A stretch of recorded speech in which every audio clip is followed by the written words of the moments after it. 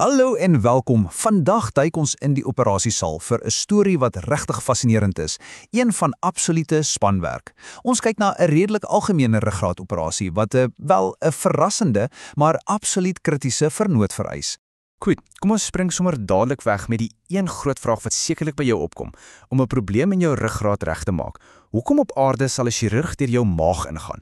Dit klink heeltemal verkeerd ek weet, maar die antwoord is eintlik briljant en wys net hoe gevorderd moderne chirurgie geword het. So kom ons breek dit 'n bietjie af.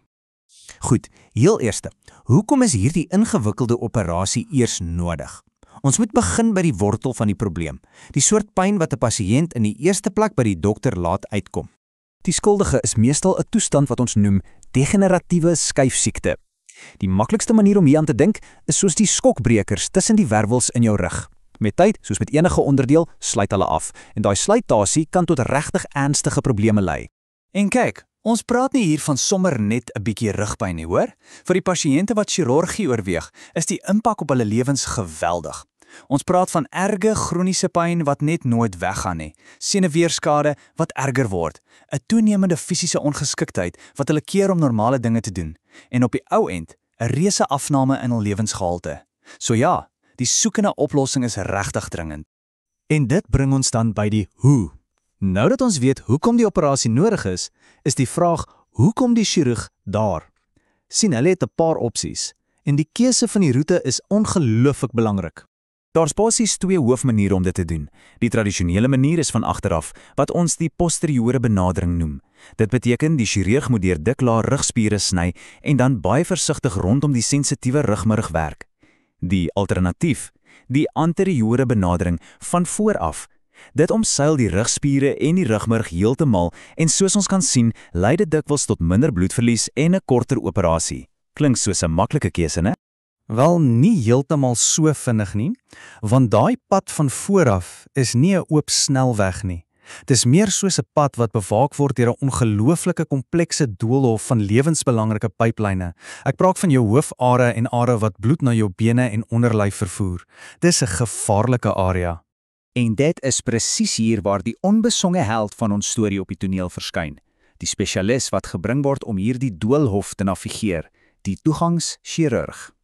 So, wat presies is 'n toegangschirurg? Wel, dis 'n vaskulêre chirurg, 'n spesialis in bloedvate. Hulle hele hoogs gespesialiseerde werk in hierdie operasie is om 'n veilige, skoon paadjie oop te maak sodat die ruggraatchirurg by die ruggraat kan uitkom. Hulle is die voorbereidingsspan na die wegbaan. En glo my, hulle maak 'n reuse verskil. Die bronmateriaal sê dit eintlik perfek. Hierdie vaskulêre chirurge wat as toegangschirurge funksioneer, het pasiëntuitkomste verbeter.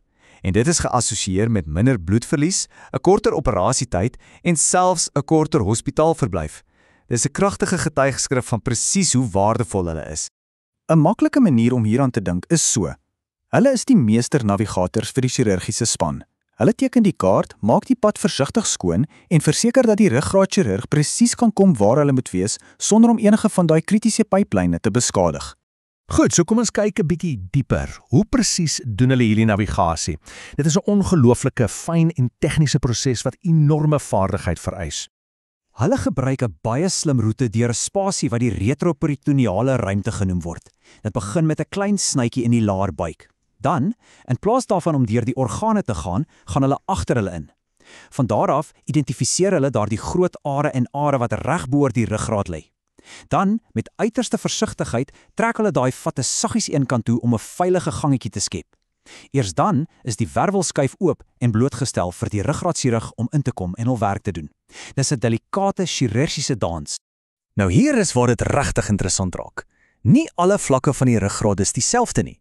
Om by die L5-S1 skuifspasie uit te kom, dis heel onder aan die basis van die ruggraat, is eintlik relatief eenvoudig. Die bloedvate lê min of meer waar jy hulle verwag.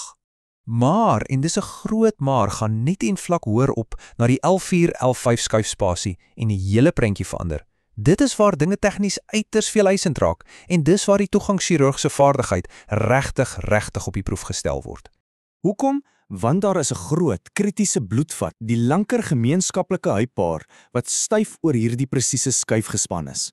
Dit lê plat oor die teikenarea, wat die risiko van 'n ernstige, selfs lewensgevaarlike besering ongelooflik hoog maak.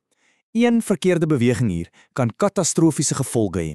So dit alles bring ons by die eindpunt. Die spanwerk, die risiko's en natuurlik die belonings van hierdie ongelooflike tweespanbenadering. So, hoe riskant is dit nou eintlik? Wel, as ons na die syfers kyk, ten spete van al hierdie gevare, is die kans op 'n ernstige bloedvatbesering in ervare hande regtig laag, so tussen 2 en 4%. Met ander woorde, meer as 96% van die tyd verloop hierdie blootlegging perfek, sonder enige probleme. Natuurlik, soos met enige operasie, is daar altyd ander risiko's waaroor 'n mens bewus moet wees. Venese bloeding is die mees algemene besering. Daar is ook risiko's van bloedklonte, senuweeskade, 'n breuk waar die sny was, en by mans 'n toestand bekend as retrograde ejakulasie. Dit is net belangrik om die volle prentjie te hê. En dit bring ons by die eintlike kern van die saak. Hierdie tweespanbenadering is 'n bloudruk vir moderne samewerkende chirurgie. Dit is spesifiek ontwerp om risiko's te verminder en pasiëntveiligheid te maksimeer, deur die regte spesialis vir die regte deel van die werk te hê. Dit gaan alles daaroor om vaardighede te kombineer vir die heel beste uitkoms. En dit laat 'n mens met 'n laaste gedagte nê. As hierdie vennootskap tussen 'n ruggraat en 'n vaskulêre chirurg so ongelooflik effektief is, watter ander verborgde samewerkings is daar in die mediese wêreld wat besig is om die grense te verskuif van wat ons dink moontlik is? Dis iets om oor te wonder. Dankie dat julle ingeskakel het.